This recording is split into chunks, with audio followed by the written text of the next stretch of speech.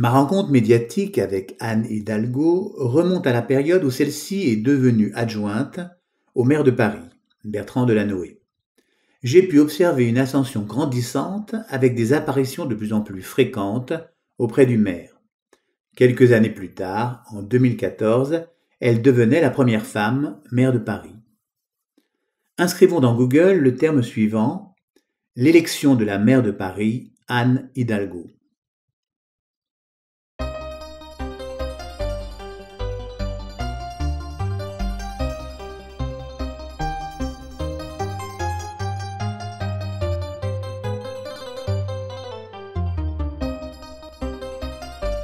Je voudrais profiter de ce portrait pour vous parler des souvenirs liés à l'émotion qui peuvent faire partie de la base de l'apprentissage.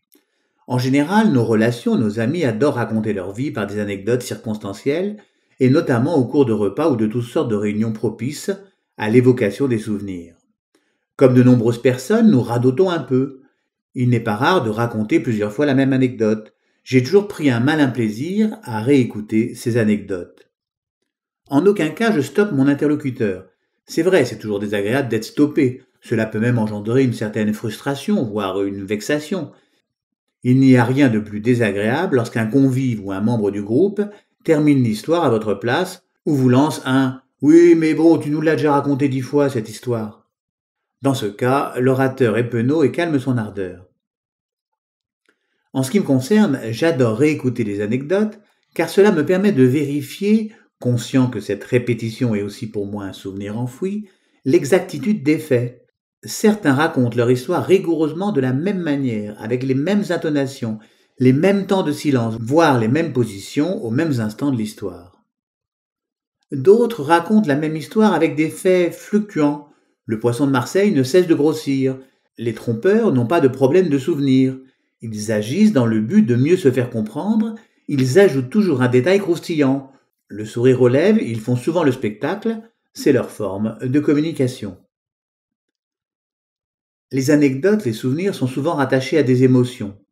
Les psychologues expliquent que ceci se passe dans l'hippocampe, qui devient un enregistreur grâce à une structure qui a la taille d'une noisette et qui s'appelle l'amygdale, à ne pas confondre avec les amygdales qui se trouvent dans la bouche. En cas d'émotion forte et notamment la peur, l'amygdale envoie des molécules telles que la noradrénaline à l'hippocampe. La noradrénaline est un neurotransmetteur.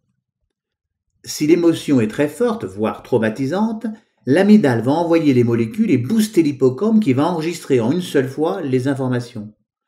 Celles-ci vont parfaitement être enregistrées pour ne plus disparaître. Cette notion est importante, car dans la création de souvenirs, d'ordinaire, il est nécessaire de répéter et de répéter encore pour mémoriser.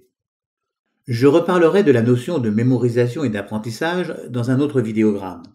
Alain Lieury, professeur de psychologie cognitive, indique que le souvenir lié à une émotion forte est toutefois grossier. Il donne comme exemple le cas d'une personne qui serait présente sur les lieux d'un attentat à la bombe. Cette personne ne va retenir qu'un bruit énorme, du sang et des gens qui courent dans tous les sens. Malgré tout, cette personne ne va pas être capable de reconnaître les gens autour de lui. Il y a donc une mémorisation très grossière. Il faut noter que la mémoire devient sélective lorsqu'il s'agit d'affect.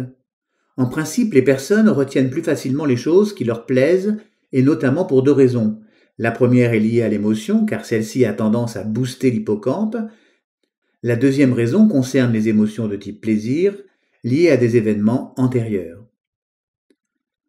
Alain Lieury a fait une expérience auprès des enfants du primaire en leur proposant d'apprendre une longue liste de mots composés d'objets.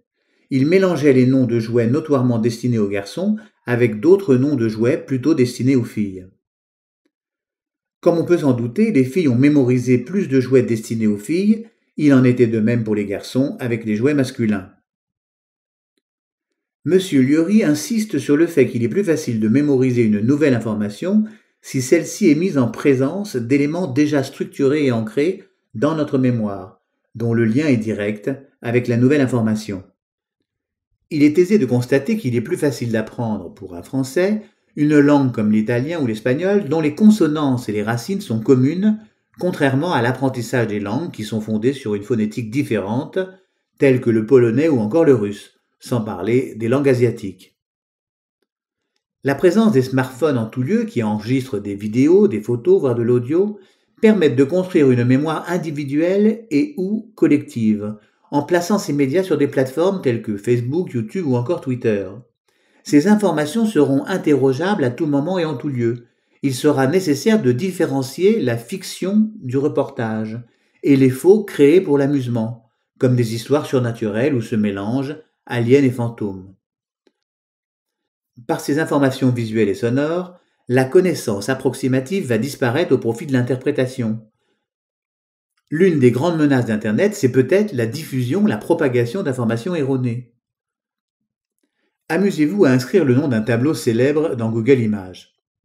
Il n'est pas rare de voir s'afficher dans les résultats une peinture immature réalisée par un élève de 6e qui a participé à un projet d'art plastique organisé par son collège pour être ensuite relégué sur Facebook et ainsi être propulsé dans le big data. Dans cet exemple, il est facile de faire la différence. Mais lorsque l'on connaît mal un sujet, cela peut devenir problématique. Lors de notre apprentissage, la liste des livres imposés par le système scolaire possédait un contenu qui n'était jamais ou rarement remis en cause par la majorité des élèves. J'espère vous retrouver dans la prochaine vidéo afin de vous présenter un autre portrait, et ce sera le prétexte pour aborder des faux souvenirs et leur implantation expérimentale.